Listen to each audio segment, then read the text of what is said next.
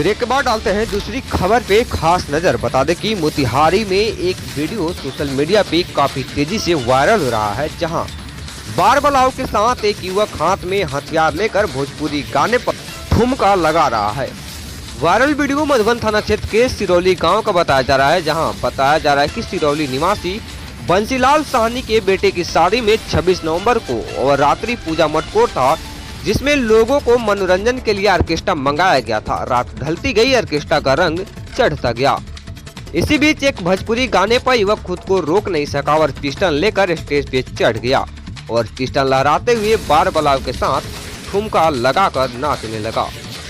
बता दें कि वह मौजूद किसी ने उनका वीडियो बनाकर सोशल मीडिया पे वायरल कर दिया। जैसे ही वीडियो सोशल मीडिया पे वायरल हुआ, उसी तरह मोतिहारी पुलिस ने रंगबाज युवक को गिरफ्तार कर लिया है।